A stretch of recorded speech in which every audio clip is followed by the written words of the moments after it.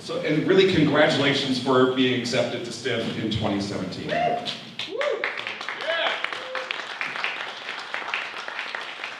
When we're programming this festival, we look at a lot more than just your films. We look at you, the filmmaker. All right, we think of you as partners with us to put on STIFF each year. And we really only want to partner with quality filmmakers. So the Seattle Transmedia and Independent Film Festival, right? We are still a film festival, and film is a big part of transmedia. Right? 3 years ago, we decided to open up the festival to all forms of digital storytelling, especially artists using film-inspired approaches to storytelling through things like video games and interactive documentaries, web series, VR, 360, AR, music videos, digital and motion comics, narrative told through social media, and lots more. And we present most of those in our Transmedia Gallery here at the Factory Lux. There are a few other festivals that have begun to really experiment with this type of content, but we were the first film festival in the world to really embrace transmedia. I hope that during the festival, you will all have a chance to check it out. And you can learn just as much from these transmedia artists as they have learned from filmmakers. We also do Tech Doc Fest, the only festival in the world dedicated to documentary films that focus on the culture of technology. Right, Cartoons of Bloody Marys, it's an event where we show animated films made for an adult audience, and there are plenty of Bloody Marys. Into Penetration, it's our extreme genre festival. It's for films that take things a little too far. So STIFF is really, we think of ourselves as a launch pad for filmmakers and transmedia artists. A lot of people think that when a filmmaker's already had a film at STIFF, and then their next film gets into a bigger festival like SIFF, the Seattle International Film Festival, instead of showing it here at STIFF, that we are upset or not happy about that. But that's simply not true. We are really proud of our filmmakers that go on to bigger festivals and bigger projects, right? And that's really what we want to see from you guys. Everyone wants to start at the top, and filmmakers are no exception. We know you all had Sundance on your mind when you were thinking about making your films. I talk to filmmakers all the time about creating a film festival strategy, right? Here's the typical strategy I see all of the time, and I'm sure a few of you fell into this trap. First, you submit to Sundance, wait a few months, get rejected. Then, the other top 10 industry festivals like South by and Toronto, Tribeca, and you have all those fantasies about famous people coming to see your film.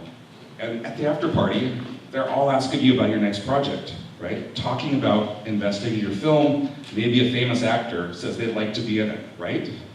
But it's just a fantasy. None of those big festivals accept your film. Then you look at the large regional festivals. Thousands of local film lovers coming out to watch films, right? And most of these festivals are Academy Award qualified, at least for short films. So there's still a chance to get noticed. And only when that does not work out do you start looking at smaller festivals. The festivals that are there for filmmakers exactly like you. Festivals like STIFF. Only now it's been 18 months since you made your film. Your people, your crew, your actors, your supporters have moved on to other projects, right? Other jobs. And sometimes to other cities, like you've lost all your momentum. Honestly, we don't want filmmakers like that. Filmmakers that only see independent film, truly independent film, under $1,000 a minute, a feature for $90,000 or a short for $10,000. And most of the films we show are actually well under that. Filmmakers, though, that only see independent film as a means to an end. So filmmakers that only see independent film as a stepping stone to Hollywood. Filmmakers like on their third level of failure, beaten down by the system, right? And they're here looking for a consolation prize. Hey, good effort. Hey, you'll get it next time. No, right? That's a strategy of failure. And we see it over and over again. And you guys are all seeing it over and over again. So when you think you're making a film for Sundance, you put yourself in an elite class of filmmakers. You're at the top of your craft. You already know what you're doing, right? You know it all. And believe me, I've worked with that filmmaker, and you can't tell them anything. The process of learning and growing never happens. You're already at the top, a legend in your own mind. We here at Stiff want to teach you guys a strategy of success. I mean, when I ask you to give me an example of a filmmaker that found like this instant type of success, at least in recent memory, you're all hard pressed to think of someone. If it was a reality, it should be easy. Sure, locally we have Lynn Shelton.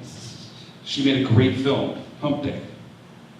It went straight to Sundance, played at festivals all over the world, won many awards, led to her being able to make several more films, each time with larger budgets and more famous actors. And now she has an amazing career directing television. Okay, but she's extremely talented. And you guys are no Lynn Sheltons, right? Except that you are. You are all just as talented as she is. You all have the potential to have a career in film and maybe even bigger. Many years ago, and way before Hump Day, Stiff showed one of her short films. And I'm not saying that we discovered her or gave her career like any sort of a real big boost, but we've been following her. So how many people know that Hump Day was not her first feature? It was actually her third. And she used each film to grow and to learn and to build a team. But it didn't even start there. Lynn worked as an editor for many years on very independent films, often for no pay. And what happens when you watch, each take over and over, different camera angles of the same scene from different filmmakers, different approaches. What happens years later when it's your turn to direct? You see all those mistakes, and you don't make them. You see what was done brilliantly, and you emulate. And most importantly, you know when you're getting the best performances from your actors. And you're not going home until you get exactly what you need. Have you ever met any of those directors that only want to direct? Never in another position? Only the director. Good luck with that. Working on other people's films, collaborating, right? It's a necessary part of your growth as a filmmaker. It's not an overnight success. It's a lot of hard work. And that hard work, for you, leading to a career in film, it really starts here and starts now instead. So I strongly think the first step is to develop a passion for independent film. Films like the ones you guys are making, truly independent films. I know you all think you guys have a passion. You all tell me you do, right? You all feel like you do. But when I talk to filmmakers that tell me they submitted a film to Sundance, this year, but they didn't get in, and I say you submitted for 2017, so you were looking at the program for 2016. Which film in 2016 was most like yours? Which film really inspired you? What was your favorite? The reply is, I couldn't go to Sundance. I say, but most of the short films are online, a month or so after the festival, like to watch for free, just easily found using Google. Oh, I didn't watch any of them. I didn't take the time. So why did you think your short film would fit into their program if you don't know what they're looking for? Like, imagine the Star Wars fan that did not see the latest Star Wars film, right? They didn't have time, couldn't scrape up the $15 for a ticket. Star Wars fans have passion, not excuses. And you know how I know the local film community does not have a passion for the type of film that they're making? For the last 13 years, Stiff puts on one of the top film programs of truly independent films in the country. And the local film community does not come out. And it's not just Stiff. We attend most of the festivals in the city, and we're just not seeing them there. Unless the filmmaker has a film in the festival, they'll show up for their own film, usually, sometimes. But nobody else's film. Does that sound like passion? If the audience for the films you guys are making is not you, then who? How many film schools are in the Seattle area? 4 or 5? Well over 100 students graduating each year, right? And we're showing the exact types of films that they'll be making to establish their careers. And we don't see them. All right, we live in a city that graduates over 100 film students each year, right? Expecting to start their careers, yet we have no real film industry in Seattle. We attend a lot of festivals, and some of these other festivals are doing great. It's the ones that represent an underrepresented culture, especially when that culture is under attack. And a lot of people feel that way these days, right? And these festivals, they're doing a great job. You, as independent filmmakers, Independent film, right? This is your art. This is your voice. This is your passion, okay? This is your culture. Independent film is your culture, right? And your culture is underrepresented, okay? Your culture is under attack. We want you to build your passion for independent film here at STIFF, all right? We want you to be successful here at STIFF. We want you to begin your career as filmmakers here at STIFF. So I talked earlier about the film festival strategy of failure. The rest of boot camp is going to be about giving you a strategy of success. All right, I talked about losing momentum and your supporters. Let's talk about using STIFF to build momentum and to build supporters. All right, Will Chase, our program director, is coming up here right now to get the ball rolling.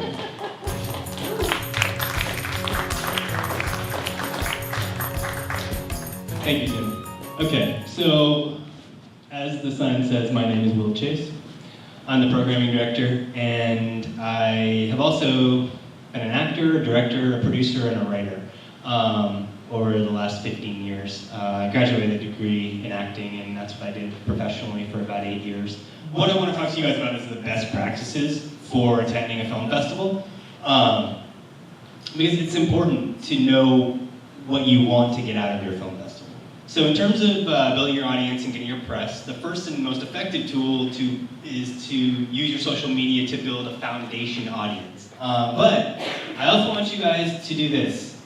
Use your smiles to introduce yourself to your fellow cinephiles. Network. Get their feedback to help you improve your film for bigger festivals. Because now is the time to make those tweaks. Press. So press can be a tricky animal. But it's a great way to build your audience. What we found is that as soon as you find out that you're accepted into the festival, you want to reach out to that festival and ask them for their press list. And most organizations will be happy to provide this to you. Some are a little sticky. The bigger festivals, they get a little bit ornery about giving up their press contacts, but mid-level, smaller festivals will almost always hook you up with their press contacts. The point here is that if one of the magazines or newspapers or blogs picks up on your piece, they'll do an article prior to the festival. And this is huge as it creates a buzz ahead of the festival, which will help you sell seats and in turn increase your chances of taking home an award. It's not the quality of the film, it's the quality of the filmmaker. I think Tim may have already mentioned that. You're going to hear us say it a lot. And it's something that we truly believe. What we mean is that anyone can make a film, but only truly dedicated, intelligent, sensitive, and social filmmakers are the ones that create their own success, often regardless of the quality of the film. Once you've made your film, your next step is to tell the world about it. Your film can only speak for itself as far as you support it.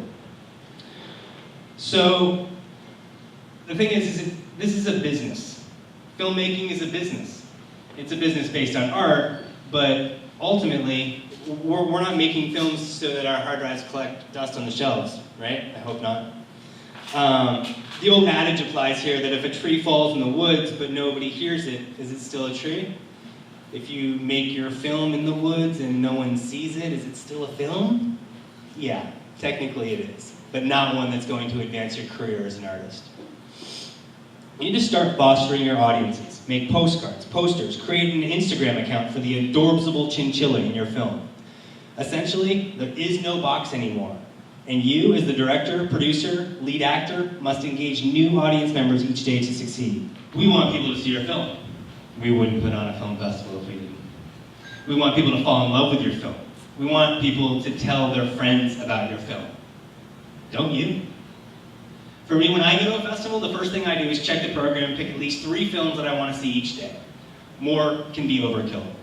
If possible, and the film strikes a chord with me, I try to have a quick conversation about producing duties with the producer or director after the Q&A. The reason that I do this is because I want to make a personal connection with the artist, because it might actually culminate in your next job. Maybe your goal is to meet at least 3 new filmmakers that inspired and possibly collaborate on a project one day. Maybe you're there to win. Maybe you're there to party. I sincerely hope that you can do it all. So each year, we send out our announcements to all the filmmakers that have been accepted into the program. Inevitably, 2 or 3 filmmakers tell us that they're going to withdraw because they are waiting to hear back from the larger festivals, the TIFFs, the South by Southwest, the Tribecas. Well, I understand that you want to premiere your film at a large festival. I'm going to give you a free pro tip right now. Most of the aforementioned festivals don't program from submissions. I'm going to repeat that. The festivals that I just mentioned do not program from submissions. They are 100% curated from the festivals that have come earlier in the year. Those festivals live off the hopes and dreams of filmmakers that are paying upwards of $95 for submission fees. So, why STIFF? Well, we're a mid-level festival where you have a good chance of walking away with an award and some decent press. We're also the festival where you can have a positive experience and start to really hone those networking skills. Lastly, we actually program from submissions. And that ensures that at least you have a chance of being in the festival. Plus, we love to party. So this is a big one for me. And I learned the hard way. Make a budget based on whether you want to attend, highly recommended or not. Do this before you take the first shot on your film. It's so easy to say, okay, we've got $10,000, we're going to sink every last dollar of it into the creation of this product, right? This is how I made my first 5 films. Once I realized that submitting travel, accommodation, drinks, food costs a good deal of money to promote your film, I readjusted my budgets to include a 25% contingency for festivals. After I made this change, my festival experiences improved immensely, primarily due to the fact that I was there to promote my film in person. Something we find every year is the filmmaker that makes a great film, but tells us nothing about themselves. Their film, the process, the cost, etc. In the Film Freeway account that you guys all submit to when sending out your film, it has a section where you can upload your trailer, tell us about why, how, when, and where you made your film. As a programmer, all of these elements factored into my decision about whether or not to accept your film. The filmmaker who fills out his director bio, tells a story about the travails of making their film, makes a personal connection to STIFF, will definitely catch my attention over the filmmaker that leaves all these sections blank. You're paying anywhere from $30 to $100 per submission to submit your films. Don't you want that investment to have the best return possible? I know when I was submitting to 20 or 30 film festivals that seemed daunting, but just consider how long it took to make the film. And then sit down and do your due diligence, goddammit. This is supposed to take you guys out of your comfort zone. And maybe not so much for those that have already run the gauntlet of the festival circuit, but one thing we haven't mentioned in making your festival experience the best it can be, have fun. I know, festivaling can be super stressful, but try to find moments of levity. Tell stories about the gaffes that occurred whilst making your film, about the plane ride to get here. Try to keep it light, because no one likes a super stressed out filmmaker that thinks their film is the next Requiem for a Dream and sucks all the air out of the room. Try to have a good time. Smile, engage filmmakers and festival directors alike. You made it. You're in. Now, try to make the best time even better. Thank you for your time and for coming here today. We appreciate the effort you've made in creating your art, and please, don't be shy. Come say hello. We love meeting our filmmakers and hope you'll take some time to introduce yourself. Next up, Wendy Gonzalez, and she is going to talk a little bit about guerrilla marketing. Yes! Woo! Hello. Nice to see you all. What is guerrilla marketing? Print media, posters, postcards, flyers, all that kind of stuff that you can hand to somebody or set on a table somewhere. You always want to include a tiny URL on all of your prints so that people can go to your festival, go to your site, wherever it is you want to navigate them toward. You should have a web page. Warner's going to get into more of the social media and the marketing in that arena.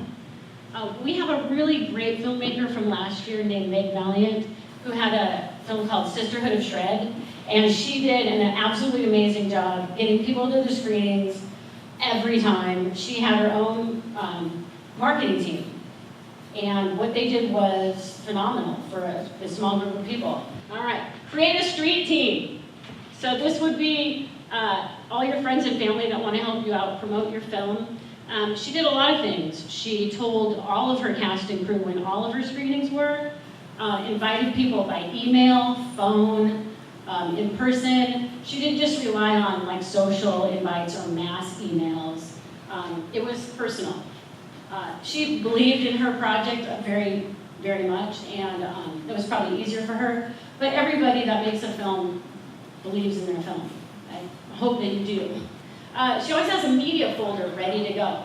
If she runs into somebody that needs a picture via vector or however it needs to be formatted, she always has that ready to go on flash drive, or she always has copies of her movie on her. She's just ready to go, because you never know when you're going to get that opportunity.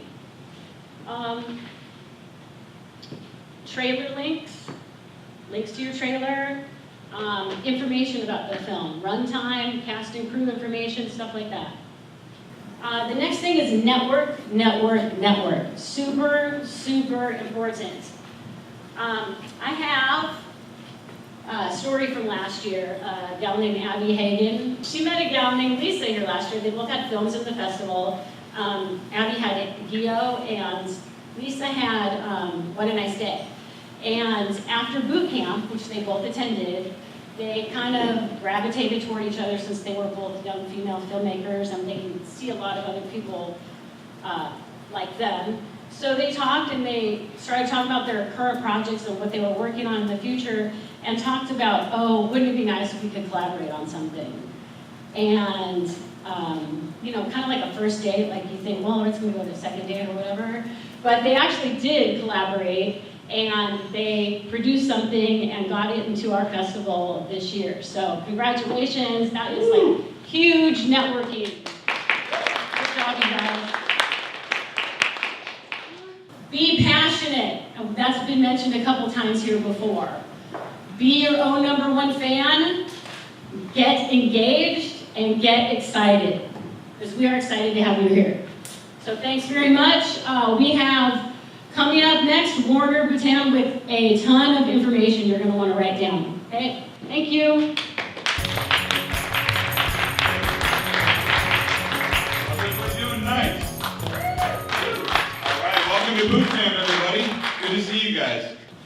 All right, thank you for making it today. My name is Warner Bhutan. I am the Marketing and Communications Director here at STIFF. I think I've been here for about 3 odd years. I work in corporate communications.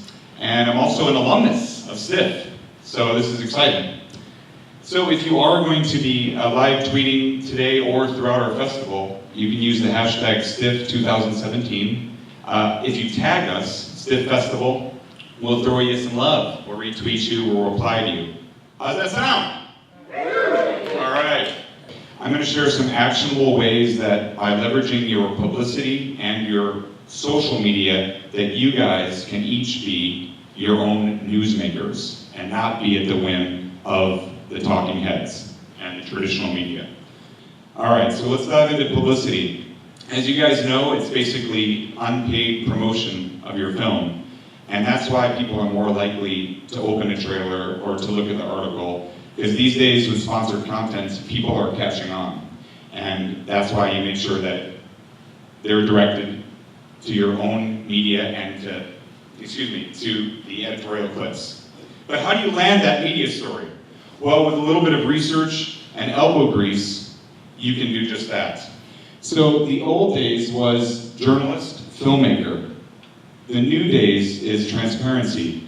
Filmmakers, journalists, the press, they're all on the same page now, and they're all judged on page views and tweets. And so nowadays, someone can go right to a Twitter article and see, oh, there's an AV Club, or there's an LA Times. So right away, you're differentiating yourself, and you're evening the playing field.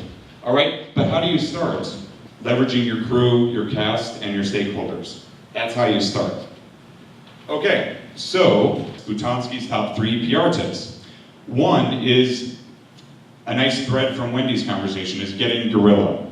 So she talked a little bit about the in-person, the postcards, the tchotchkes, your press kit. When you get an additional laurel or when you land that media article, you want to add it on to your press kit because that's really going to serve as your digital archive. Make sense? And when a sales agent opens up your press kit, they're going to be more inclined to give you that shot, watch that trailer, if you've got those endorsements there. And that's because festivals and media beget more festivals and media. It's a system, it starts spiraling, which is good.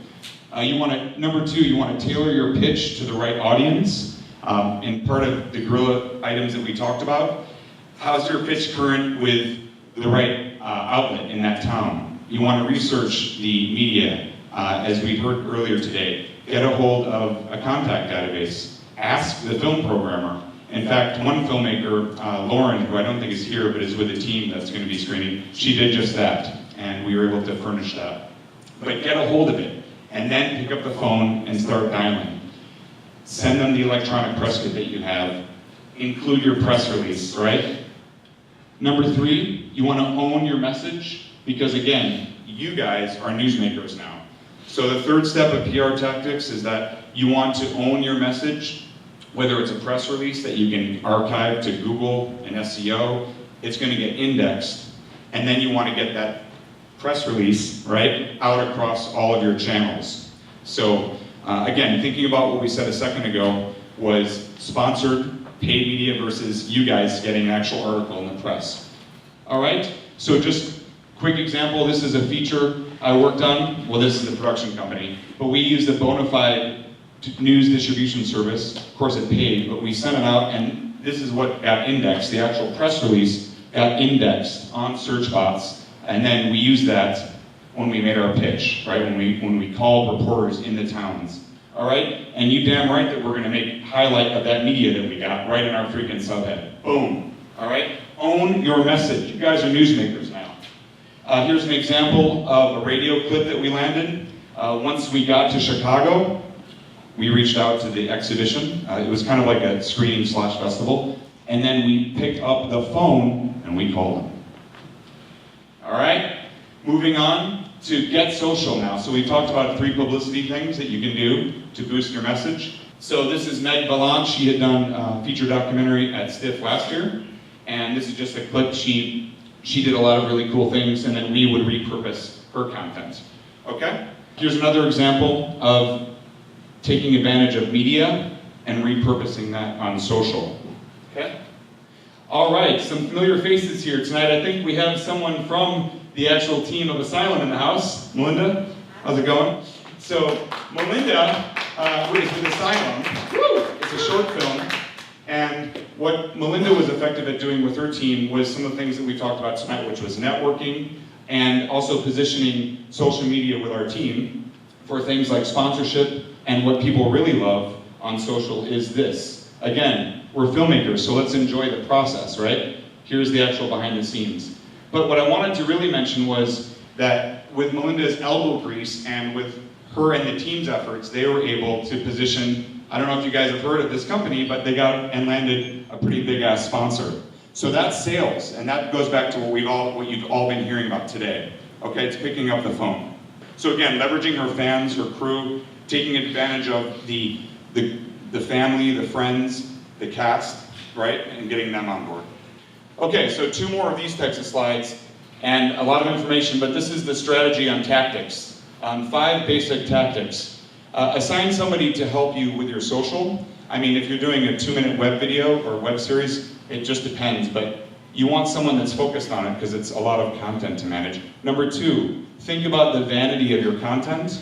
It does take a lot of time to be tweeting out posts all day. Take an extra moment to find out what you're tagging. Is it a journalist? Is it a film festival? And stop with the long, robotic, broken links. Take a moment to do a custom URL or something like that. All right? Number 3, stop using different handles for disparate platforms. So if you can, use one platform Twitter handle, one platform Instagram handle, one platform YouTube handle, which makes it easier for the press and for the film festivals, okay? Last 2, editorial calendar. think about your timing of things. You don't have to be on Twitter all day long, but you want to at least use some tools that are free. Hootsuite's one that Stiff uses. Another one that Stiff uses is Buffer, Social Oomph.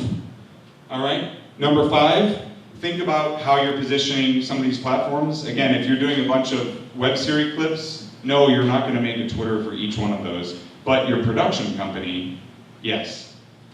All right? And please, please, please, please stop with the vertical videos, guys. I don't know how else to say that, guys. You're killing me. All right, so moving on. Let's move on to the top 5 social media tactics. The last 5 were the 5 strategy. These are tactics. 1, as a film festival or as a film, take advantage of people on your team. Tim posted something, and then Stiff retweeted or reposted that. Excuse me, this is Instagram. And, well, you know, you're looking at a lot of traction here. Stiff also loves screen captures to get a call to action. In this case, it was getting people to submit. So we take screen grabs of Film Freeway, boom. All right? Number 2, make sure you're making snackable video content for social media. This is actually our video, our Stiff TV channel. But my point is make it 15 to 60 seconds so it can be repurposed on some of these channels. 156 likes. Boom. Next, we're going to go on to the process of multimedia, which is huge. So basically, social media, especially Instagram, loves these types of shots. This was just at one of our film gear rental events. It could be anything, all right? Any shot in front of a red carpet, y'all need to enjoy the journey too. Capture that, all right? Capture that stuff. You're in the film business. Enjoy the process. This is some of our volunteers. Thank you, Wendy, for keeping these guys in check. Boom. And please, if you're doing hashtags, just make it something that's consistent with your story or what you're doing, so it's not too generalized, okay? So, lastly, this is just the 5 platforms. Some of this is redundant, but it's worth being said. I call it the FTIYO, Butansky's FTIYO. You guys know these, but Facebook is more of an event manager nowadays. Good for news hits. Twitter is going to be sort of your daily feed. Think of it like a bloodline, and you're going to use it to position all the other ones. Instagram, we've said this, again, it's going to be your face of your story. Behind the scenes, sponsorship, right? Shout out, crews. Y'all have a team. Get them on board to help you guys, which is what we did, which is what we do at Stiff and with our partners.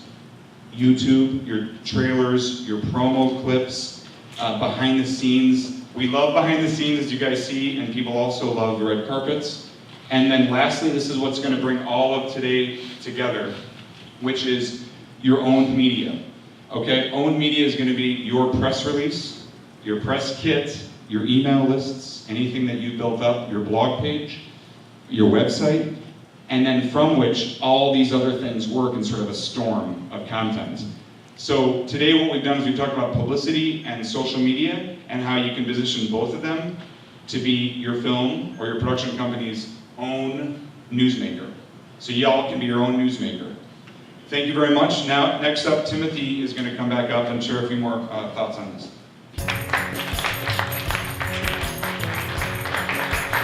Thanks, Warner. So we really knew that the social media was going to be the key to our fundraising efforts. We did a lot of just through parties and invited people to come out and got them to spend money on beer and raffle prizes and things like that, and getting people out to those events and supporting our film with online fundraising.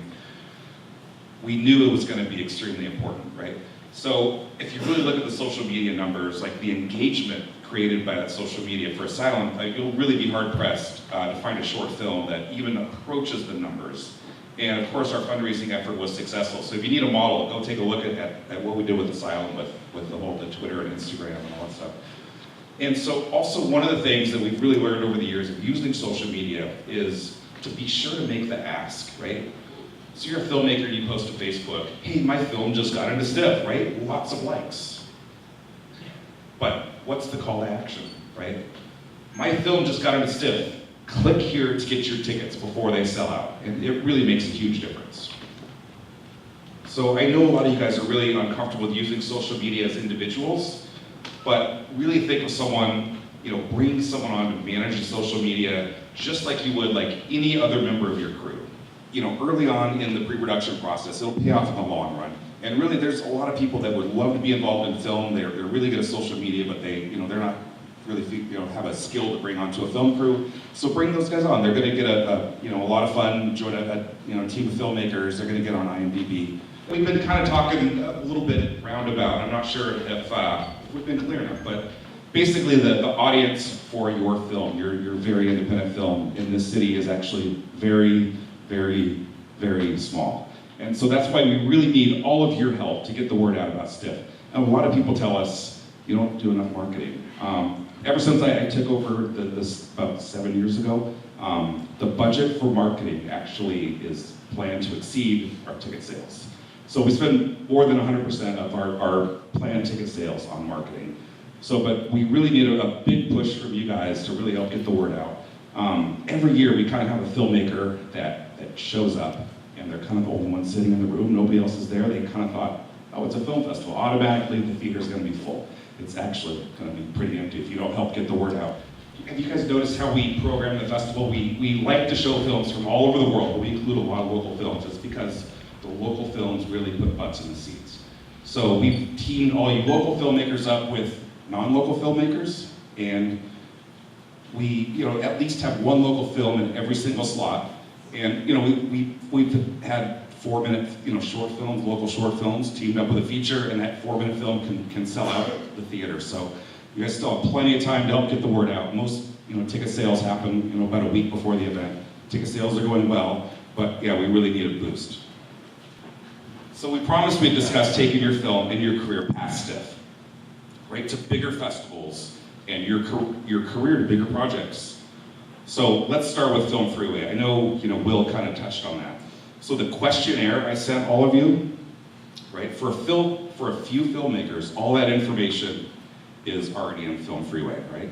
But for most of you, it's not, right? You've not taken the time to fully fill out your Film Freeway profile. So every film festival has more submissions than they can screen. They have films that they actually really like and just don't have enough slots, right? They would like to be able to, but they just don't have the space. So they have to make some very tough choices, right? And the more they know about you, right, when they find things they like about you, right? And remember, you're controlling the message, versus another filmmaker that didn't take the time and effort to fill out their profile, right? It makes that hard choice much easier. So go back to that questionnaire. I know it's kind of a pain in the ass, and I know we're one of the few festivals that have a questionnaire that long. But it's stuff that you guys should already kind of know anyway, you should already have ready, right? Review your Film Freeway profile and get all that information onto that profile. And then you also need a custom cover letter for each submission, right? Just like applying for a job. Would you send in a resume without a cover letter? 75% of filmmakers applying to Stiff don't write a cover letter, right? And so what goes into this cover letter, right? Well, first, why do you want to be in this film festival? And if you can't put that into words, on the cover letter, you shouldn't be applying. Also, have you had a film in that festival before, right? Most festival programmers, we really deal with thousands of filmmakers over the years, and we can't always remember every name. Have you attended that festival as a film goer, right? What film did you see there that really influenced you, right? Tell that story in that cover letter. Hey, do you have a friend that's a filmmaker that screened at that film festival and they came back and talked about their amazing experience? Like, drop those names and make that happen. So the cover letter is your opportunity, all right, to make a very personal call to action directly to the festival programmer, right? And 75% of filmmakers can't be bothered. All right, so now we're gonna have kind of a Karate Kid moment. So it's really easy to find a distributor, right, to place your film on all the different VOD platforms, right? But they cannot, in any real way, get people to those platforms to watch your films. So that's really now the job of the filmmaker. So views equals monetization, right, equals profit for you as a filmmaker. So all of these things that we're telling you to do today to be successful at Stiff will help you be successful at other festivals, will help you with fundraising, will really push your film into distribution, right? A film that I actually co-wrote and produced with Anthony there, who's running the camera, right? He was actually the director. Just a few months ago, we got distribution. It's called Sister to Death. And you should all go home tonight and watch it for free on Amazon Prime. Maybe you know if you have Prime. But make sure to leave a review after you watch it, because it really helps with things like that. But seriously, that's the type of promotion that you guys need to be doing. The distributor is telling us, if we want to make money from our film, to do pretty much the exact same things we're telling you here today. Right? The distributor is writing us with hints, and it's the exact same stuff. All right, don't wait until you have a distributor to take this seriously. So hey, Christy is here. She has a film in the festival, right? It's called Bring Something Sexy. Her passion, her culture, her identity as a filmmaker, a model, and an artist, they're all the same, right? And Christy, I should apologize for putting you in the spotlight like this, but I know that's what you're here for, right? You're here to grow your brand, right? Her numbers for social media are all huge. YouTube, Instagram, Facebook, Twitter, they're all huge, right? And she's here to make those numbers even bigger. So thank you, Christy, for being part of STIFF. And yeah, we really appreciate it. So I'm going to just wrap up with how do you find financing for your next film, right? I get asked this all the time, and it's called having a proven track record. So what investors want to see? Well, what they don't want to see is your really, really good script, right? And they don't want to hear that your last film didn't make any money, but you learned so much. So it's really time to start building that track record.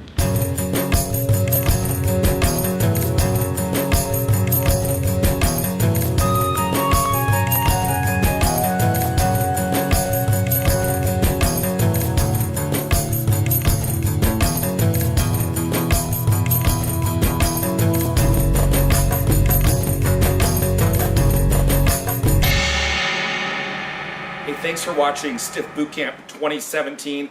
Hey, please like this video and share it. Share it on your Facebook and your other social media. There's a lot of really great information that a lot of filmmakers can really benefit from.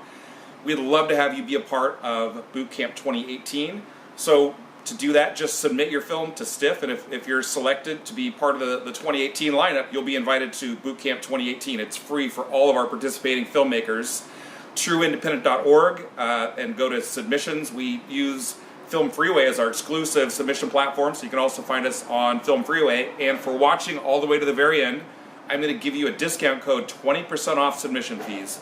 And that code is BOOTCAMP, all lowercase letters, BOOTCAMP. Put that in when you're checking out. You'll save 20% off your submission fees. All right, thanks.